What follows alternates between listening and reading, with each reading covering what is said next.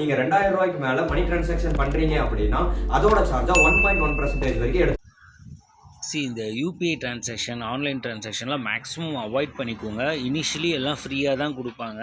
Once நம்ம அதை பழகிட்டோம், இப்போ ஆல்மோஸ்ட் பழகிட்டாங்க. ஒரு காய்கறி, கருவேப்பிலை, பச்சை மிளகா வாங்குறதுலேருந்து எல்லாம் கூகுள் பே. ஒரு ₹20 வாங்கினா கூட கூகுள் பே தான் போகிறாங்க. ஸோ எல்லாமே பழகிட்டாங்கன்னா தென் ஒவ்வொரு ₹100 நீங்கள் செலவு பண்ணுறதுக்கும் they use to charge. So நீங்கள் உங்கள் காசை ₹10,000 செலவு பண்ணுறத நீங்கள் 100 to 300 நீங்கள் சார்ஜஸ்ஸே கொடுக்குற மாதிரி ஆயிரும். ஸோ ஒன்ஸ் நீங்கள் பழகிற வரைக்கிட்டுனா அதை ஃப்ரீயாக வச்சுருப்பாங்க. இப்போ பார்த்தீங்கன்னா சார்ஜஸ் கொடுக்க ஆரம்பிச்சிட்டாங்க. ஸோ எவ்ரி டிரான்சாக்ஷன் நீங்கள் கையிலேருந்து காசாக செலவு பண்ணும்போது உங்களுக்கு அதோட வேல்யூ தெரியும், செலவும் கம்மியாகும்.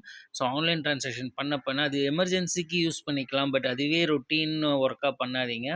எப்படி பணம் போகுதுன்னு உங்களுக்கே தெரியாது. ஸோ மேக்ஸிமம் அவாய்ட் பண்ணிக்கோங்க கேஷ்